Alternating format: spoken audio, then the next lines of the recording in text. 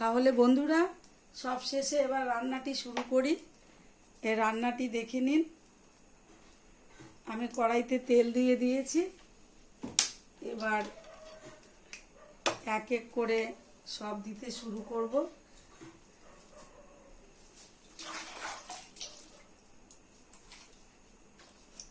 এই যে আছে ক্যাপসিকাম। এবার ক্যাপসিকামটাকে আমি কেটে নিই।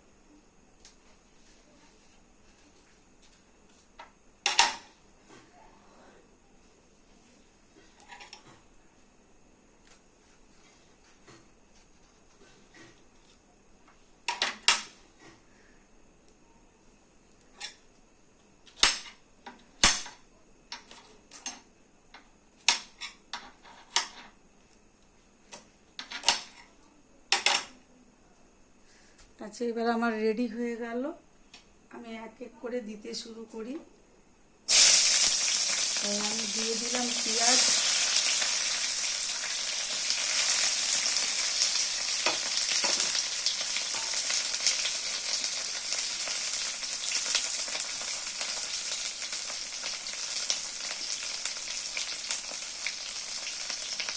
পেঁয়াজের পাপড়িগুলো খোলা থাকলে তাড়াতাড়ি করে রান্নাটা হয়ে যায় এবং ফ্লেভারটা খুব সুন্দর থাকে, পুড়ে যায় না।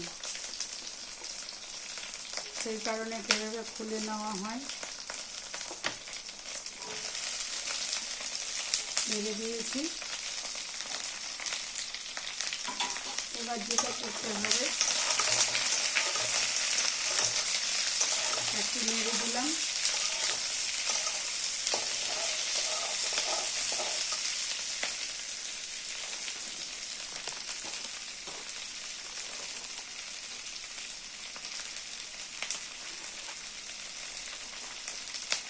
এবার আমি স্বাদ মতো নুন দিয়ে দিচ্ছি।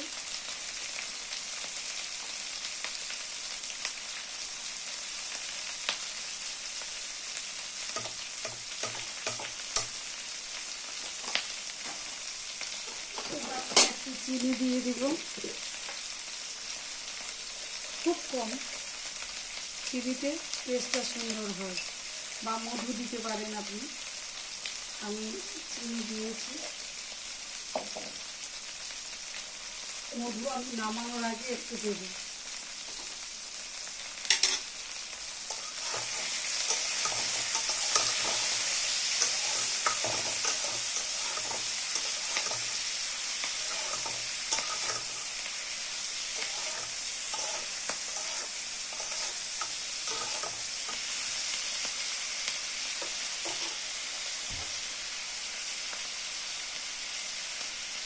এবার আমি দিয়ে দিচ্ছি টমেটো দিয়ে দিলাম। এবার দিয়ে দেবো ক্যাপসিকাম।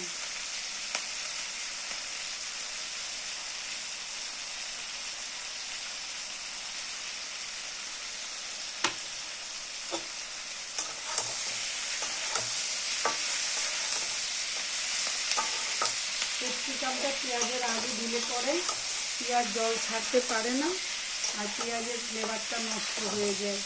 খুব সুন্দর একটা ফ্লেভার নিয়েছে। খুব দারুণ দুর্ধর্ষ গন্ধ বেরিয়েছে।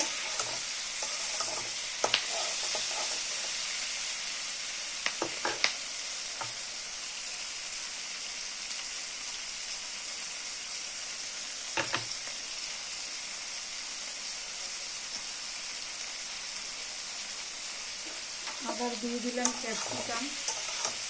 একটা একটু বয়েল কম হবে, একটা একটু বয়েল বেশি হবে।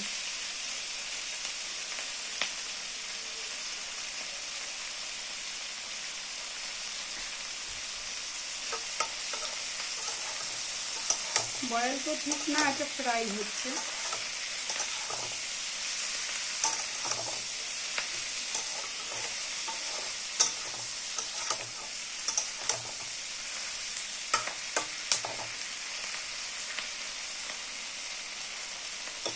এবার আমি দিয়ে দেব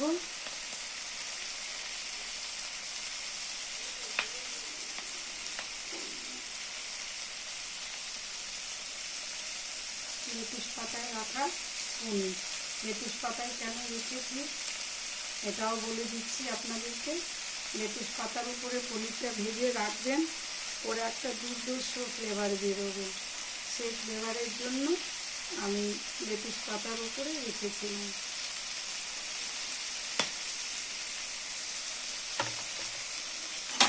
এবার আমি ভুজিয়ার পনিরটাকে সাইড করে নিলাম।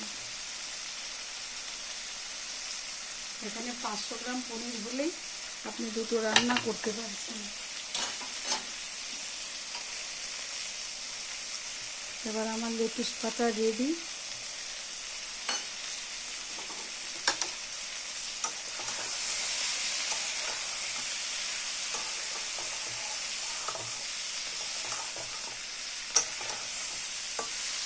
বন্ধুরা, আমি রান্নাটা কি করে করেছি উপকরণটা বলে দিচ্ছি আপনাদেরকে, একটু শুনে নিন।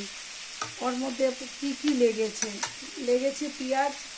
পেঁয়াজকে আমি 4 ভাগ করে পাপড়ি খুলে রেখেছিলাম পেঁয়াজের।